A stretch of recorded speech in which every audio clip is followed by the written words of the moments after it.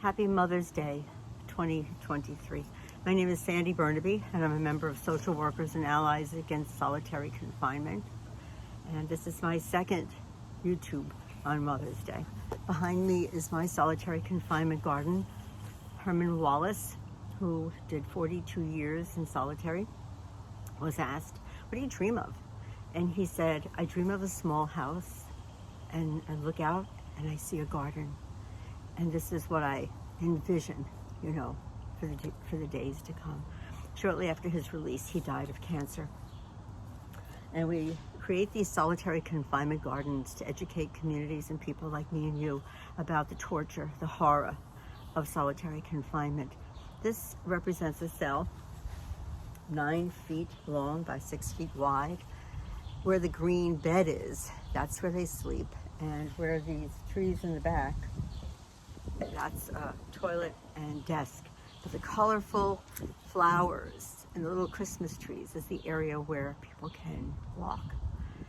And I have a real estate sign that I put my own words to it to tell people to stop and learn about solitary confinement, and have this bench here, and people do. I thought this year I would bring to you some information. Angela Hattery and Earl Smith wrote this book, Way Down in the Hole, which has to do with solitary confinement and how race, intimacy, and the reproduction of racial ideology is mirrored in solitary confinement.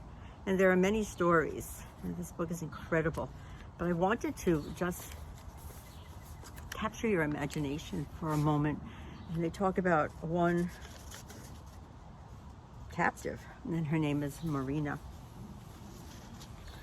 And I wanted to just share some excerpts from this book, okay? First, I want to say that on page 163, he said that there are many ways to destroy a person, but one of the simplest and most devastating is through prolonged solitary confinement.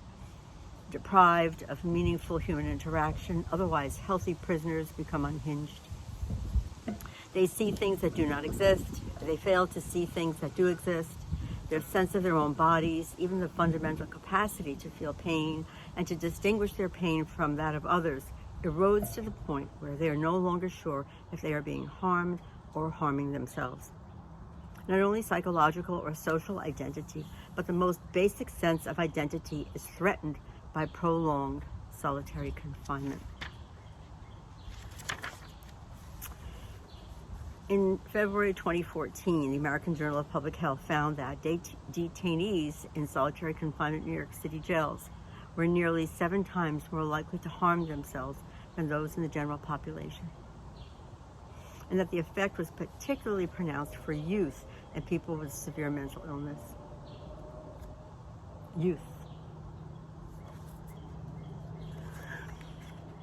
Okay, now I want to introduce you to Marina.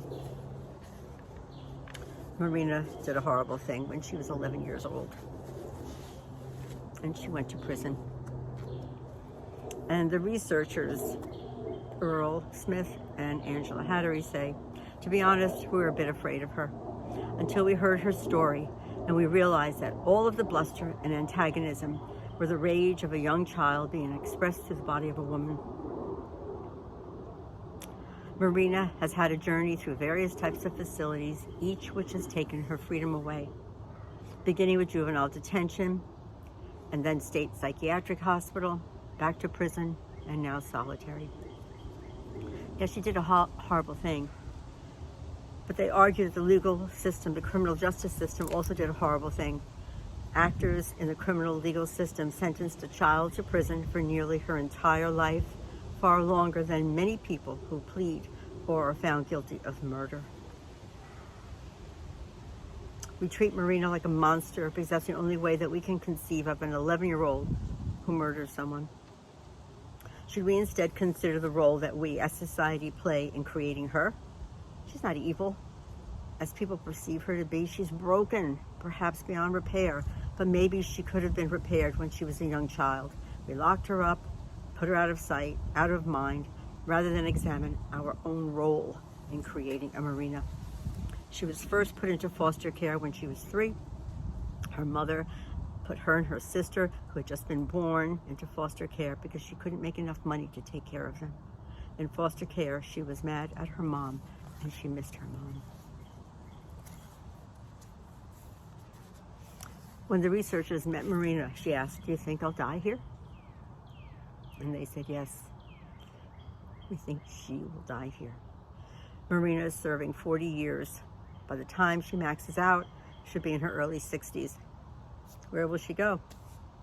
Marina will die having lived her entire life in a cell by herself. She went to prison before she got her first period, and she will still be there when she enters menopause. Marina has experienced what philosophers call a social death. It's the effect of a practice in which a person or a group of people is excluded, dominated, or humiliated to the point of becoming dead to the rest of society. Although such people are physically alive, their lives no longer bear any social meaning. They no longer count as lives that matter. We tolerate children who throw temper tantrums because they don't have the words to express their frustrations. But when a black impaired young woman acts out, when her disturbing behavior is not understood for what it is, a cry for help, we lock her in solitary, not for the rest of her life, but for her entire life. You know, I don't have to tell people who are watching this video that solitary is disproportionately black and brown people. And in the criminal justice system, the COs are disproportionately white. And that racial dynamic really continues to criminalize the black body and generates racial resentment and all kinds of terrible things, right? I hope that you'll come to Social Workers and Allies Against Solitary Confinement and become part of this movement to end this practice, because it dehumanizes us. It dehumanizes us. I just want to end my video this year with one poem. But I want to tell you first that there's nearly 150,000 mothers who are incarcerated right now. Half of all female prisoners are mothers. 80% of women in jail could not afford bail. An estimated 1.3 people in the U.S.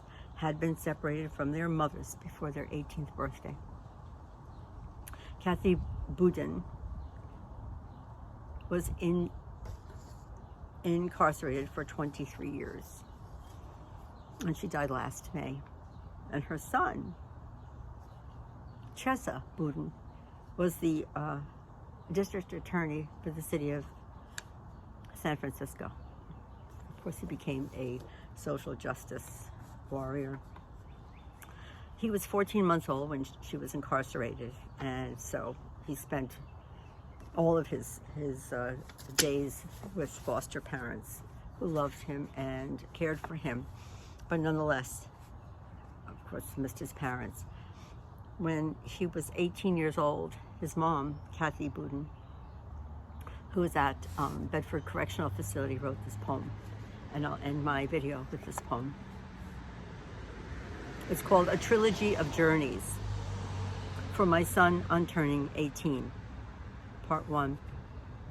The day approaches when I begin my yearly pilgrimage back in time, the present no longer important, only the exact hour and minutes on the clock. They will bring me to that moment when you began the longest journey man ever takes.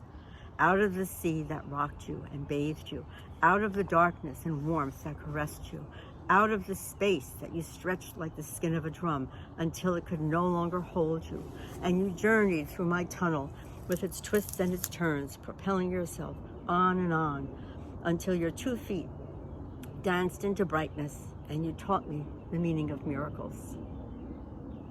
Part 2. Somewhere in the middle of the country, you are driving a car.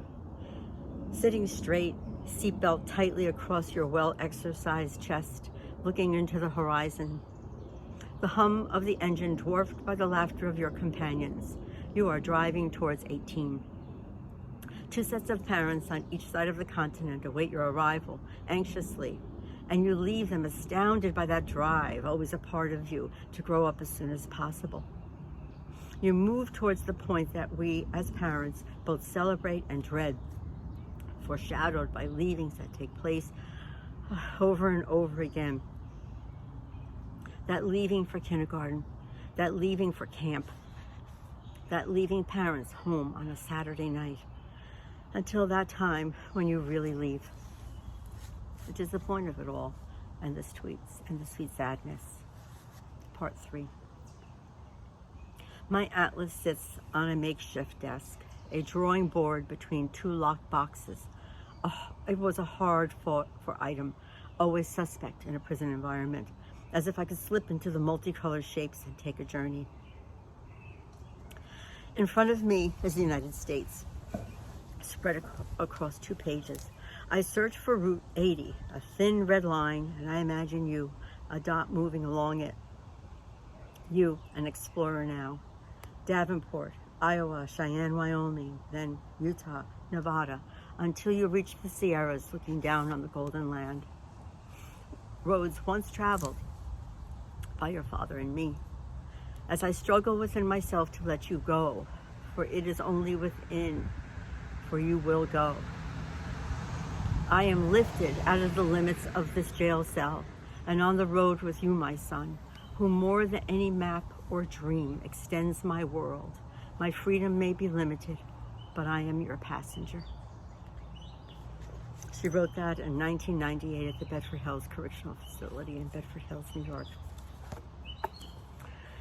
So, happy Mother's Day, and to all the moms who can't be with their children today. And we each need to do our part to create a more just and compassionate society. And I invite all of you to join social workers and allies against solitary confinement. And I'll put more details in the explanation at the bottom of the YouTube discussion. Happy Mother's Day to everyone. Until next year. Bye-bye.